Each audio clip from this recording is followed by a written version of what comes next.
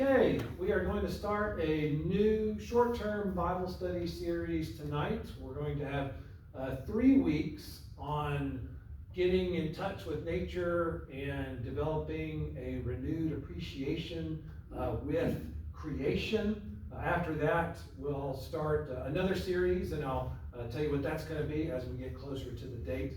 But I thought this would be a fun,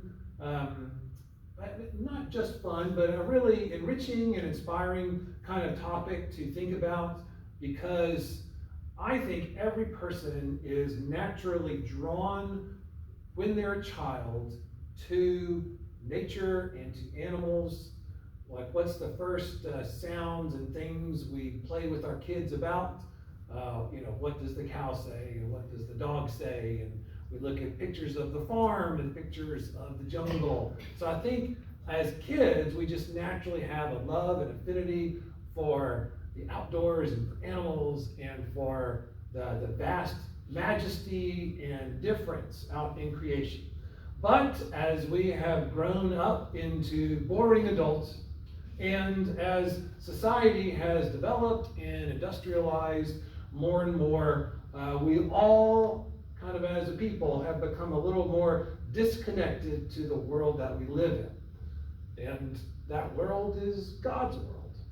The more we connect with it, the better off we will be. So since we have become a little more disconnected, I don't think that's good. It seems like less kids will play outside these days than they used to. Less people will step out in their neighborhood and talk to their neighbors than they used to. Less people will walk around and just know the land that they live on. So that results in all of us being more disconnected from everything. Disconnected from each other people, disconnected from the earth itself. Now, we are the ones making the decisions about how we will spend our time and what we will do of an evening or on a Saturday. So we think we should be happier because we are choosing what we want to do, but oftentimes our choices do not leave us feeling fulfilled. It's a strange knack that humans have, that we will want and choose to do things that aren't very good for us and don't leave us happier in the long run. So the more we stay inside and get disconnected, then the more we are disconnected with other people, the more disconnected we are with other people, the more divided we get. I don't know if you've noticed, but things are kind of divisive in our society now, and it keeps getting worse and worse as the years go on. Now, as we talked about 4 or 5 weeks ago, when we were talking about different races and ethnicities, we acknowledged that the world likes to label people and encourage divisions, to divide people into groups and kind of keep them here without making connections, kind of keep them in bubbles, keep them inside labels. But then that will create more tension and misunderstanding. The world likes to pit people against each other, groups against different groups. The world likes to get people riled up and get their attention, kind of like I was talking about in the sermon on Sunday from James chapter 1. The world wants us to be slow to listen, quick to speak, and quick to anger. But that's not what God desires for us. And it doesn't have to be that way. It shouldn't be that way in general, and especially when it comes to appreciating the land that we live on. There really should be some common ground, metaphorically and literally.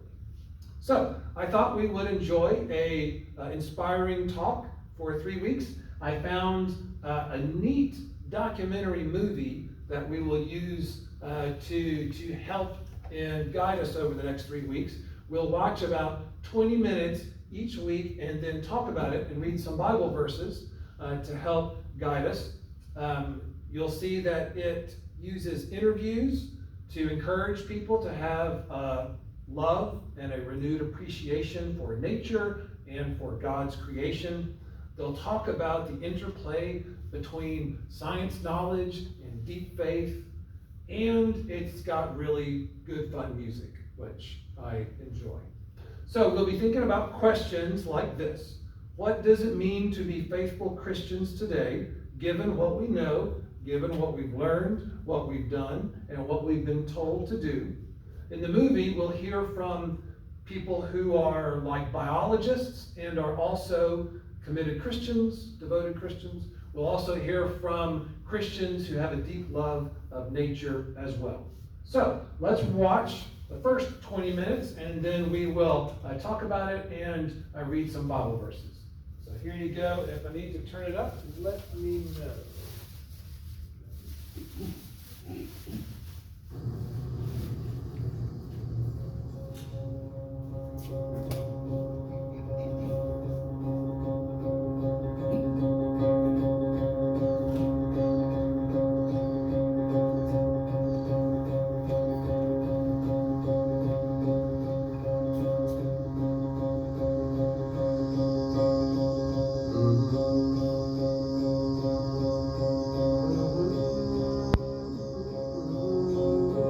Beholding is very different than taking a look at something.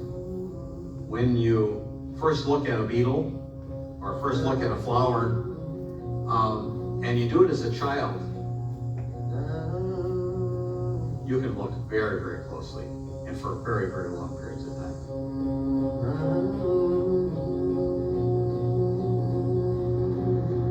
I think that science has become so unique and so powerful that it's a threat.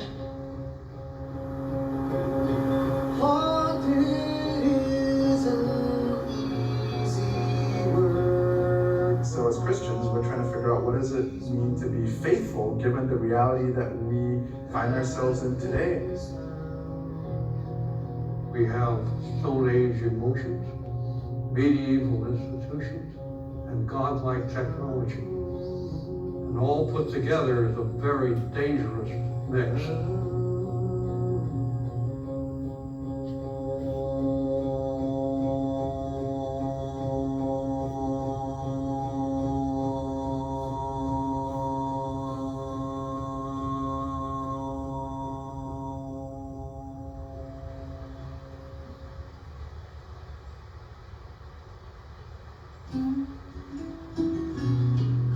Who are the Americans? What are Americans? They are the most religious people of an industrialized country in the world. There is a very strong ethical fiber that runs through science and the scientific community that says you report only what really is there. Now, where did we get that core? That's a good question.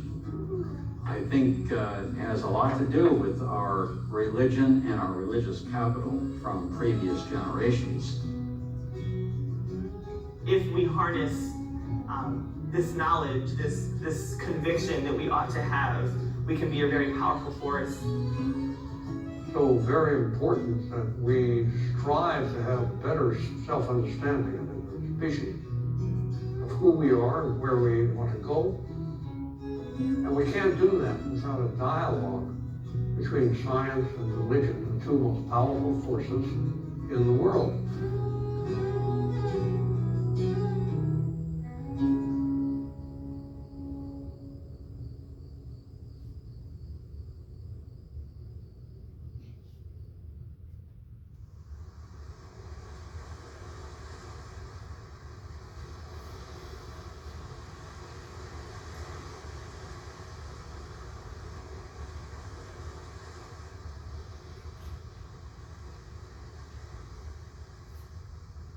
I grew up loving nature, loving the outdoors, loving fishing, camping, hiking, learning about animals. Biology was always my favorite subject in school. But growing up in the church, I never heard a sermon on why we should care for creation. I never really heard the connection between being a Christian and caring about the rest of God's creation.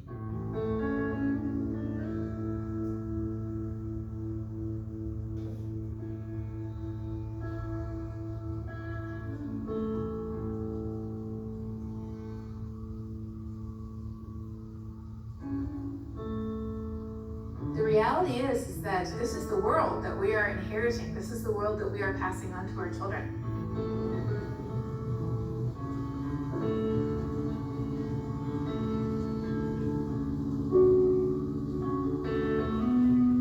If we really believe what the Bible says, then we have to recognize that in Genesis, it says clearly and unmistakably that God has given us humans dominion or stewardship or responsibility.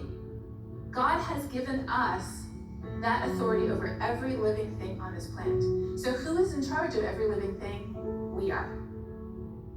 You have the power, watch this, to change anything that you want if you put your mind to it. So I say, my mind, my mind, my mind. My mind is a terrible thing to waste. This particular church has taken a real interest in supporting younger generations, whatever that means. So, if there are kids in the church who are into fashion and design, they want to support them. If they're into engineering, they go out of their way to support them. If they're into wildlife, like I am, they want to support them. Regardless of what they think about any of those topics.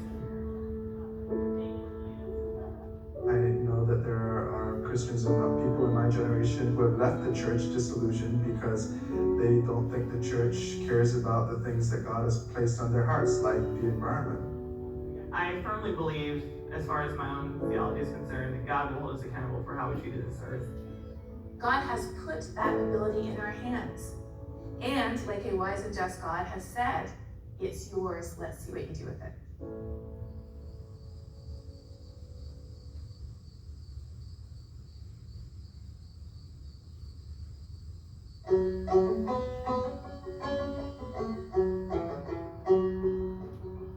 He's got the whole world in his hands. He's got the whole world in his hands. He's got the whole wide world in his hands. He's got the whole world in his hands.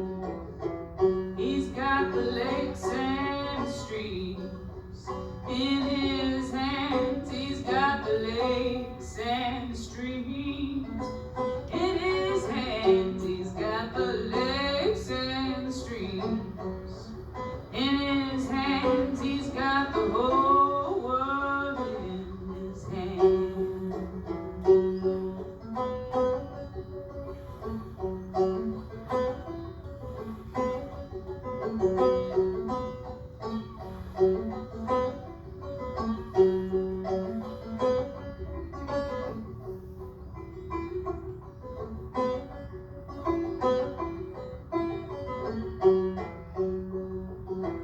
He's got the trees and the mountains in his hands. He's got the trees and the mountains in his hands. He's got the trees and the mountains in his hands. He's got the whole world in his hands. He's got the birds and the fishes in his hands. He's got the birds and the fishes in his hands. He's got the birds and the fishes in his hands. He's got the whole world in his hands.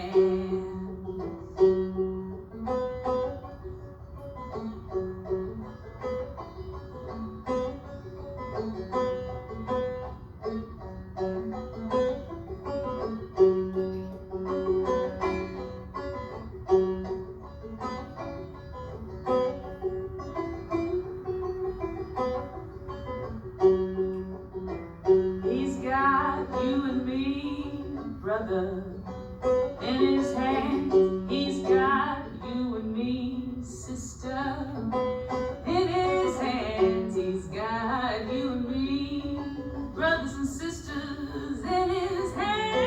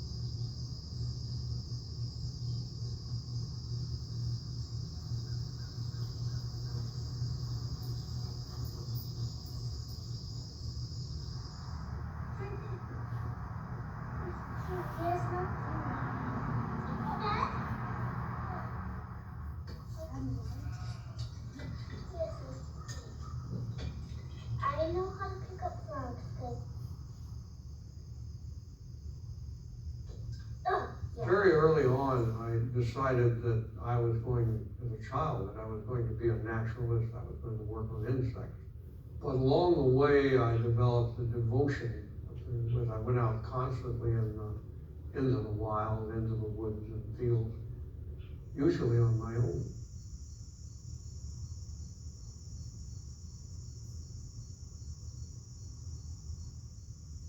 I just found creatures of all kinds fascinating, particularly if I could go through an adventure. That was the key, an adventure to discover them, to find them. And why? Why does a child have that impulse? I developed devotions to birds. I had a bird period, but I was no good at that. I couldn't see birds very well, or hear them. And I had a butterfly period, and that was delightful. Then I shifted over to reptiles and amphibians. Living in Alabama with some of the largest numbers of different kinds of snakes and turtles and so on was a wonderful experience. But then finally I settled on ants. And soon I discovered that they are a magic well. And the great entomologist Carl von Frisch once said of honeybees, the more you draw from them, the more there is to draw.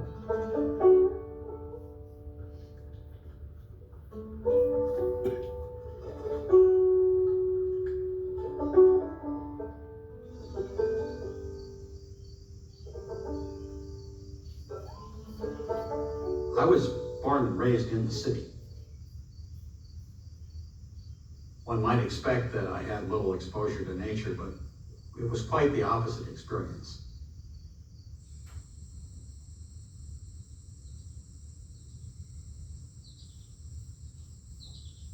In my growing up, the first thing that we learned was to give praise to God for the magnificent creation.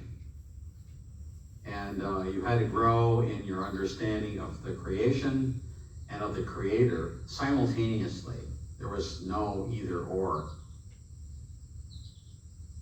This marsh, this great marsh on which I live, this is a habitat that I and my family share with a lot of other creatures.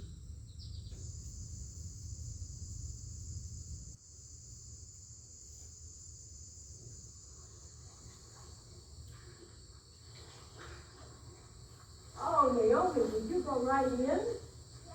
All right.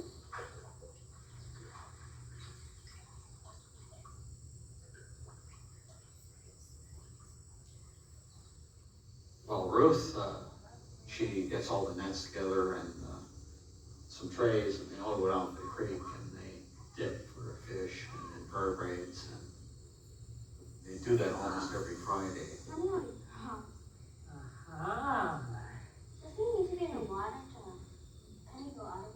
The children are great translators for people who have reached adulthood, because they ask questions which we used to ask but no longer ask, and now we are obligated to answer to questions like, how does a snake swallow a frog and keep on breathing without collapsing its lung? And of course, scientists try to remain children their whole lives so they can continue to ask these questions, but most of us lose that capacity.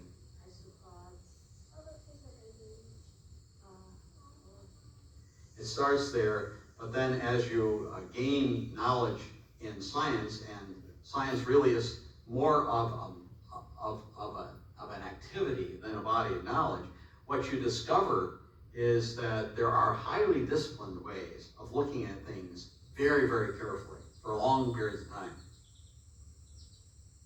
You open yourself to all of the lessons being taught.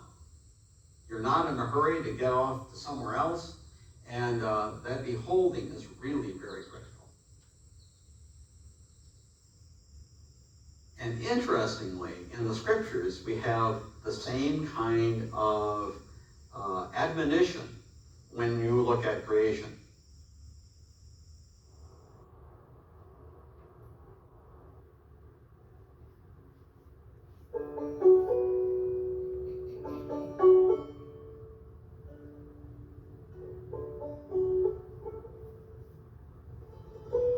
My very first memory is living on a farm, big white farmhouse, barn to the left, and I always remember the outside. I can't remember much about the inside of the house at all. My brother caught me a pet crow. His name was Billy. And no matter where I went, Billy went with me.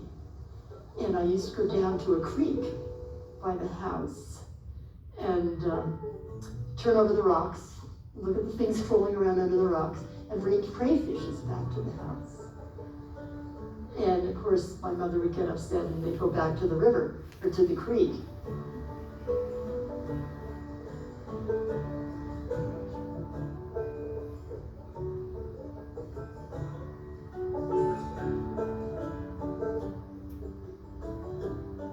She knew when I went down to the river and got in the water, but it was funny. She was not only worried about me drowning, but even then, think about this, I'm 80, so that would be 75 years ago. My mother knew that the Passaic River was polluted. She understood it. She didn't want me in that dirty water.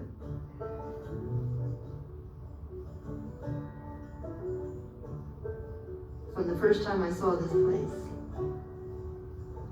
I was just thrilled.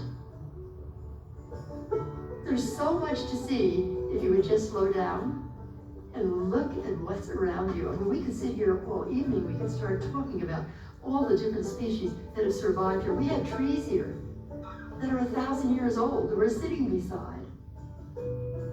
And these are miracles. This is truly a miracle to me. Here they come. Oh, look at that. See this thing? Look, see? We've got a younger hawk chasing, so what I think a peregrine is chasing the red tails. I'm not kidding you. This is a real, wow.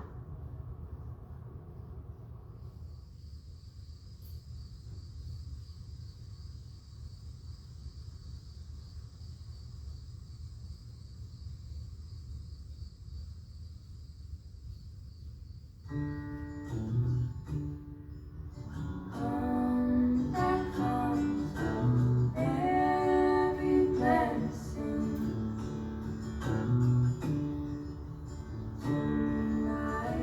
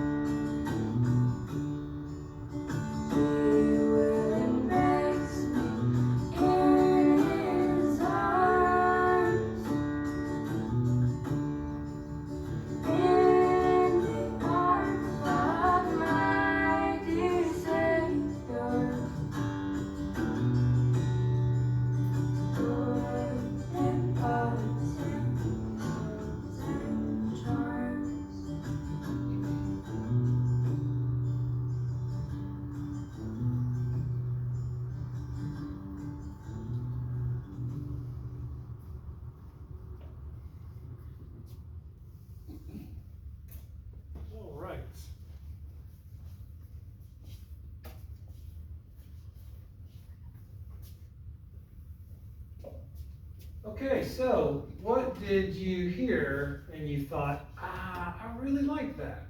Or what did you see that was really delightful? What did you notice?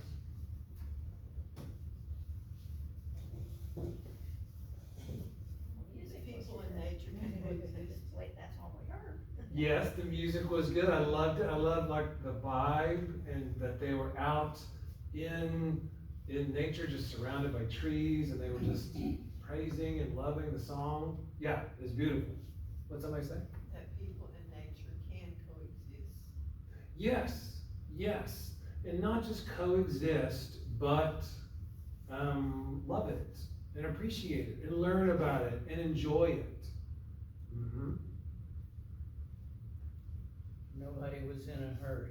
Oh, what a great thing to say. Because I was just thinking, there's something about this documentary. I just really liked the vibe, and I couldn't put any words to it, but maybe that was it.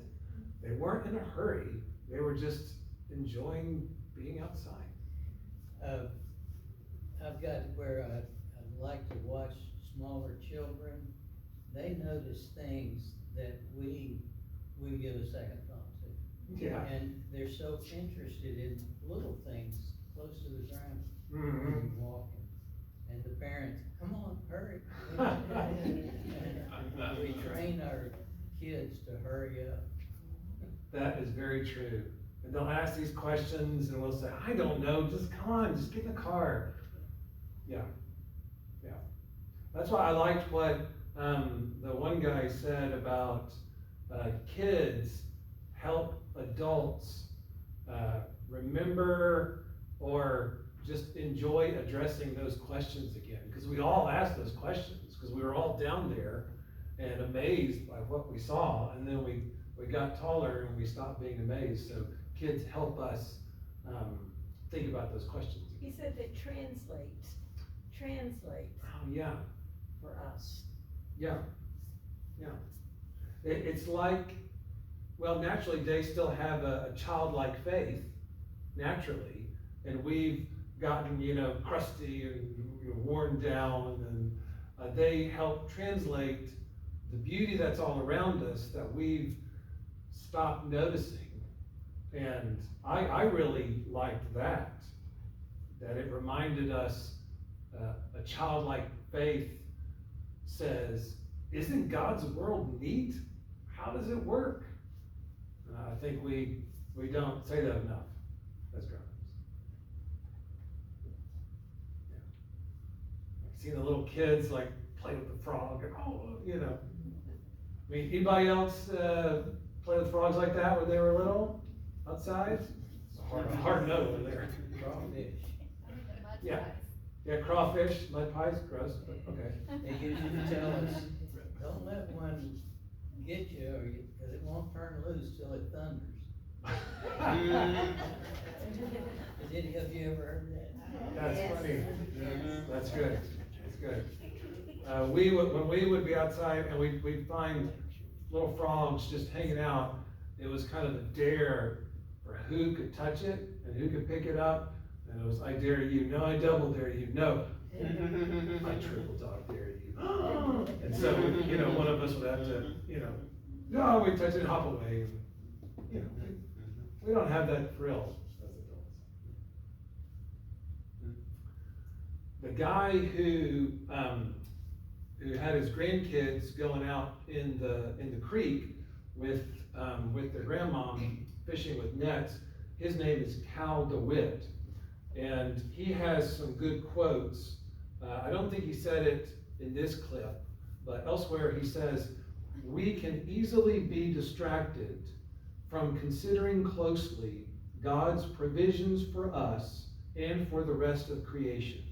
Many people get so fully occupied on the treadmill of busyness that there is little time to reflect on God's amazing gifts.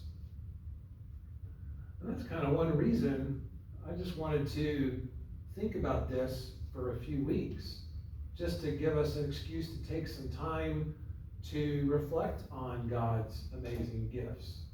Does anybody have any specific parts of creation that they just really like or enjoy? Or is there a special spot or a beautiful area that you say, I just really like that? I mean, I kind of think that every time we go for a hike and we are out in the woods, literally. Sometimes there's a trail, sometimes there's not. Sometimes we're crawling through the laurel. And it's just amazing to be surrounded by such life. You can be closer to God. Say that again? You can be closer to God. Yeah. Especially if you're by yourself. Wooded area. Mm-hmm. Used to have some special places I went to. Took grandkids certain times. We had a special tree. Ooh, special tree. I like that. It was chocolate tree. That is special. Yeah. It makes you feel closer to God. It does. Yeah. I think that's true. What were you gonna say, Fred? Just looking from my house, I can look at the mountains back this way. Ooh. On my deck, and I just love that look at the blue sky and the white clouds. That Good. to me is God's creation. That's perfect. I noticed the cloud formations driving from Asheville out here just now. Oh, And I yeah. was saying, thank you, God. I thought they were so beautiful, white, fluffy, in the sky blue background. And I'm just always saying, thank you for putting us in this beautiful world. That's perfect. I remember when we first moved here 6 years ago, being in the mountains was just wonderful. And so whenever I was driving the boys around and we'd come around the bend, coming from our house, going into Weaverville, I would say, look boys, mountains! Because the triangle, you just don't see mountains. And then before that, when they were little, like in Middle Georgia, there's no mountains. And so it was so just fun to go, look, there's mountains, they're so pretty. And I wondered, after about 2 weeks of doing that and driving my kids nuts, I thought, will there ever come a time when I will take that beauty for granted and not look and think, oh, mountains? And I kind of wondered, we'll see as years go by. And I've tried to remember that and not get to a point where I always, or where I never notice the mountains. Some days, some mornings, maybe it's a Monday morning after a long weekend, you're pretty heavy. It's look down, don't look at everything up. And that's okay. But I don't want to stop noticing the mountains for good. I always try and say, look, there's mountains. We get excited when we see a rainbow. Sure. Or a beautiful sunset. Yeah. I live across from the woods owned by now UNCA, that estate. And later in when the sunset comes in, it's just breathtaking through those trees. Perfect. That's perfect. Yeah, Mom. I can look out my kitchen window first thing in the morning and see the sun rising on North Knob, which is a mountain. And that just does something to me in the morning to realize it's another day. That's perfect. And I have, being in the tree business, that research has shown that there's less crime where there's trees, plant material in cities. Wow. Than not. That's fascinating. There's less crime in places and cities where there is more trees and plants. That's fascinating. I had heard that as humans, just touching, or if not that, just looking at plants or trees helps lower our stress a little bit. And I wonder if it's connected, that if there's a city with no plant life compared to a city with trees and parks, everyone there has a little lower stress level. And, instead of some kind of, maybe this person commits a crime, but maybe if their stress level is a little lower. I would think of that And Regina, I don't know if you remember this, but during the pandemic, I was anxious and stressed out. Don't know about you. And especially on Fridays, because that's when we had to record our worship service because nobody was allowed in. And that was weird. And like you're on the camera and it was just weird. And so I just get worked up and I had to finish like all the sermon and the prep early on Friday. And so I often get really stressed on Friday. So usually on Friday, I would just stare out my window that way. And often the wind would blow those trees and I would just stare and just go, and Regina came in one time and she said, hey, do you have the, and she looked at me and I was just staring out the window. And I had to explain, I said, oh, studies have shown that if humans just look at trees, their stress level goes down. And I'll take whatever I can get at this point, yeah. There's I wouldn't call it a program, it started in Japan called forest bathing. For people Forest bathing?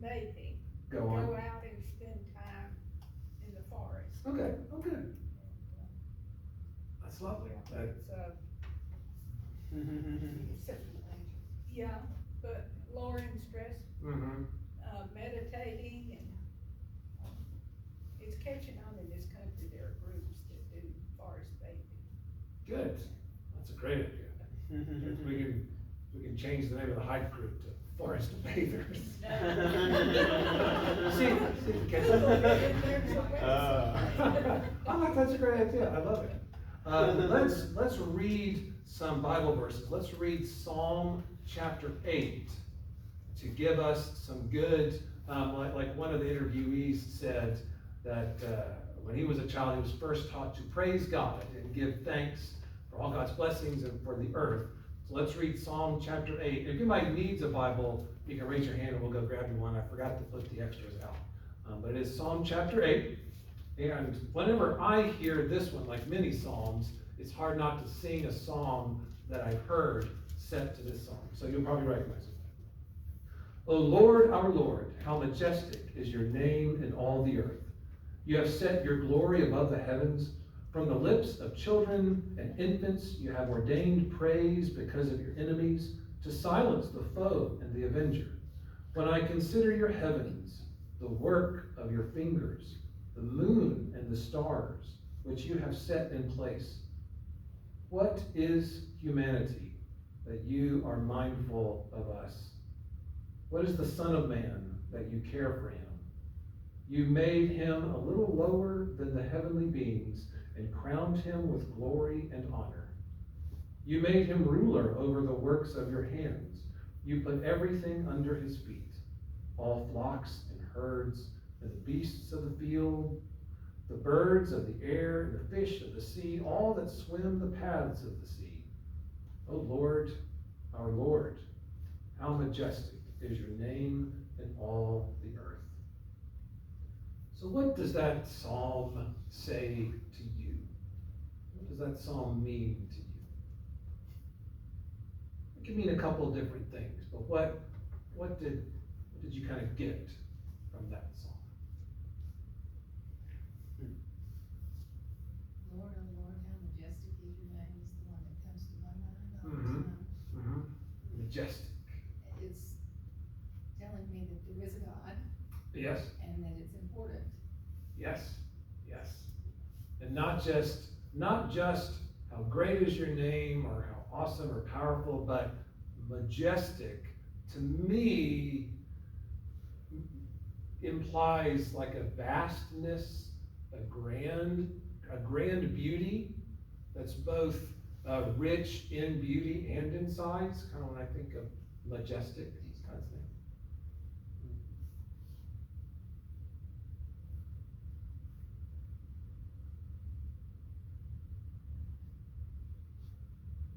And sometimes for me, I will think of God's majesty when I'm standing like on top of a mountain, or when we went to John Rock a couple of months ago, and you just see this beautiful valley, and you're standing on just the edge of this great mountain.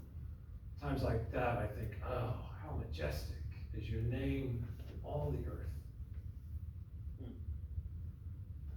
So those are times when I will have a feeling of awe.